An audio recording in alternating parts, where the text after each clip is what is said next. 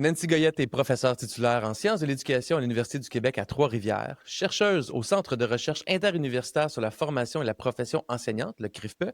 Elle travaille sur la psychopédagogie du bien-être qui s'intéresse à l'enseignement et à l'apprentissage du bien-être qui vise l'épanouissement humain. Elle est aussi autrice du livre S'épanouir en contexte éducatif avec la psychopédagogie du bien-être publié aux éditions Septembre. Nancy, bienvenue à la co-animation du balado cette semaine à l'école. Merci beaucoup, Carlo. Comment ça va? Ça va très bien. C'était une longue intro, mais je l'ai faite aussi parce que c'est en plein dans le thème de l'épisode d'aujourd'hui où on parle du bien-être, entre autres, chez les enseignants. Mais il faut que je te demande, puis j'aimerais ça que tu le dises aux auditeurs, quand je t'ai présenté le balado, puis je t'ai invité à faire partie de l'équipe, tu n'as pas hésité bien, bien longtemps à dire oui. J'aimerais savoir pourquoi. Ben parce que l'éducation, c'est tellement trop important et je trouve que souvent, on entend beaucoup plus de négatifs que de positifs. C'est sûr que je travaille sur le bien-être depuis 15 ans, là, donc c'est un petit peu mon dada, si on veut. Mais Ouais. je pense que c'est plus que qu'est-ce qu'on entend dans les médias. Et c'est important de s'intéresser à plusieurs aspects de l'éducation qui vont au-delà de ce que l'on peut entendre parce qu'il y a des Mhm. gens géniaux dans ces milieux-là. Et c'est une des raisons pour laquelle là, je suis avec toi aujourd'hui. Puis sais-tu pourquoi j'ai voulu que tu sois avec moi aujourd'hui? Parce qu'on a collaboré ensemble, entre autres, sur la journée Grand Possible qu'on a fait en mai dernier. Puis j'ai découvert en toi, évidemment, quelqu'un de compétent. Tu es chercheuse, tu es prof à l'université euh, pour les futurs enseignants. Puis en plus, tu n'as pas la langue dans ta poche. Fait que j'aime ce côté-là parce qu'il y a aussi beaucoup de fades, des fois, puis beaucoup des mots qui sont dits qui ne servent à rien, là, qui ne font pas avancer le débat. Puis nous, ce qu'on veut, c'est amener ça à un autre niveau, rester ambitieux, comme on se disait avant, ambitieux, pragmatique. Puis je pense que tu as ça en toi, t'as ça en toi, ces valeurs-là. Donc, merci de ta confiance. Puis reste optimiste aussi. Je pense que c'est vraiment ce qui va nous aider à avancer présentement là, dans ces temps un petit peu plus sombres. Tu trouves, les temps sont sombres, voyons donc. Écoute, allons-y tout de suite allons-y avec ta revue de l'actualité de la semaine, Nancy, je t'écoute. Ben, il y a des bonnes nouvelles et des mauvaises nouvelles.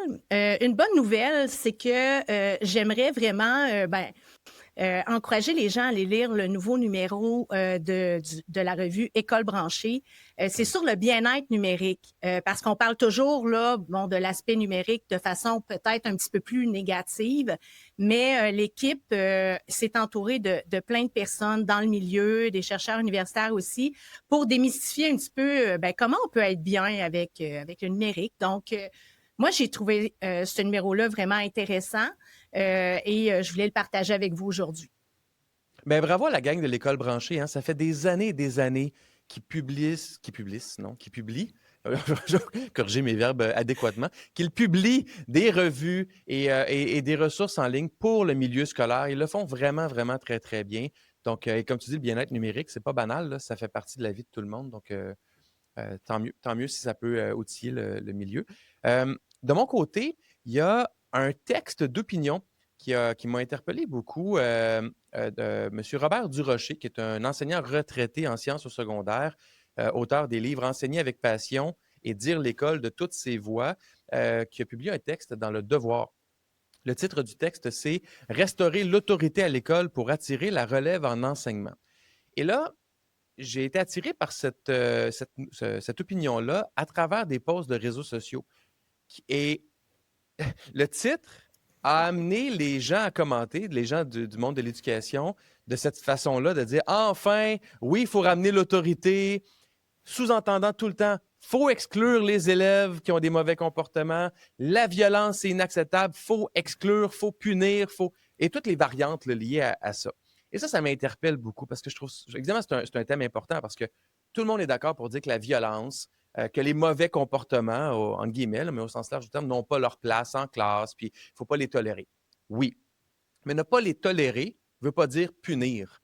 Non, non. Ne pas les Ben non. tolérer ne veut pas dire non plus que en fait, c'est oublier des fois que l'élève n'est pas son comportement. Un Mhm. élève qui a un mauvais comportement est en réaction à quelque chose, a une émotion mal gérée, euh, et le milieu, de plus en plus, il y en a peut-être de plus en plus dans le milieu, et le milieu a de plus en plus de difficultés, on dirait, à gérer ces comportements-là. Puis un des éléments de cet enseignant à la retraite-là, il parle d'un véritable virage institutionnel qui est nécessaire, où l'enseignant est responsable de sa classe et que ses décisions doivent être respectées et soutenues. Donc, on est vraiment dans une notion un peu plus d'autorité. Et cette notion-là aussi que l'enseignant est là pour enseigner. Que le reste, ça ne lui appartient pas. J'exagère, Ben, là, mais ça m'horripile beaucoup parce que c'est pas vrai. Tu sais, la ben, ça m'horripile. socialisation... Vas-y, oui. Ça m'horripile vraiment beaucoup aussi parce que moi, j'ai été enseignante 12 ans au secondaire et mes premières années dans mon insertion professionnelle, j'étais le caporal Popov. Tu sais, les règles, puis là, bon. Et caporal Popov était beaucoup malheureux parce que on se rend compte que quand on a à gérer une classe, c'est le lien. C'est le lien et C'est le lien. le lien de confiance qu'on a avec nos élèves. Fait que là, à ce moment-là, si on n'est pas capable d'établir un lien, on a beau mettre des règles, mais tout le monde est malheureux. Et ce qu'on veut, c'est une interaction positive entre nous pour être capable d'apprendre Ouais. selon toutes les potentialités que l'on a. Fait que moi, je trouve que c'est un peu un commentaire de recul Ouais. que de dire il faut revenir là, à l'armée puis l'autorité. Moi, je pense qu'on est un petit peu plus loin en 2025. Puis je pense que nos enseignants puis nos personnels scolaires ont une formation pour être capables de réussir à accompagner les jeunes autrement que dans la punition et tout ça. Je veux dire, malgré tout, je veux dire, bravo et merci à M. Robert Durocher d'émettre son opinion puis de contribuer au Oui, débat. Parce que c'est pas la personne qu'on attaque loin de là. Je pense qu'on le dit bien.